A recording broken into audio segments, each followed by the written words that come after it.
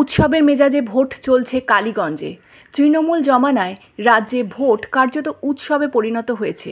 সেরকমই একটি চিত্র দেখা গেল বৃহস্পতিবার কালীগঞ্জ বিধানসভার উপনির্বাচনে। কালীগঞ্জের হাটগাছা অঞ্চলের হাটগাছা প্রাথমিক বিদ্যালয়ের ৮০/২০৯ নম্বর বুথে ভোটারদের লম্বা লাইন চোখে পড়ার মতো। বৃষ্টির জন্য প্রথমে ঘণ্টাখানিক ভোটাররা আসতে পারেননি, কিন্তু বৃষ্টি কমতেই সকাল থেকেই পুরুষ ভোটাররা এসেছেন ভোট দিতে। ভোট দিয়ে তারা যাবেন কাজে। মহিলারাও তাদের বাচ্চাদের সঙ্গে নিয়ে ভোটদানের লম্বা লাইনে দাঁড়িয়ে পড়েছেন।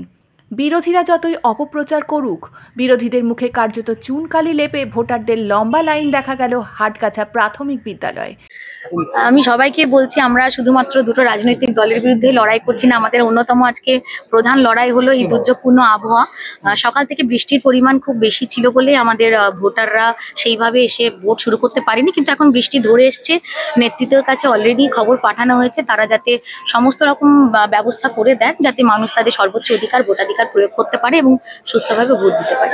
লড়াইটা কতটা কঠিন হবে বলে মনে হচ্ছে? কালীগঞ্জে আমাদের সংগঠন খুব শক্তিশালী। আমরা বিগত কয়েকদিন ধরে মাটি কামড়ে মানুষের কাছে গেছি, বুথে বুথে ঘরে ঘরে গিয়েছি, তাদের দোয়া আশীর্বাদ চেয়েছি। কালীগঞ্জের মানুষ আমাদের পাশে থাকবে, এটা আমার বিশ্বাস। আপনার বাসিন্দা কোথাকার? হাটগাছা। এখানে কোথায় ভোট দিতে এসেছেন? হাটগাছা প্রাথমিক বিদ্যালয়। কেমন ভোট হচ্ছে? ভালো ভোট হচ্ছে, খুবই শান্তশিষ্ট ভোট হচ্ছে। এখানে কি আগে কোনো ভোটে গন্ডগোল হতো?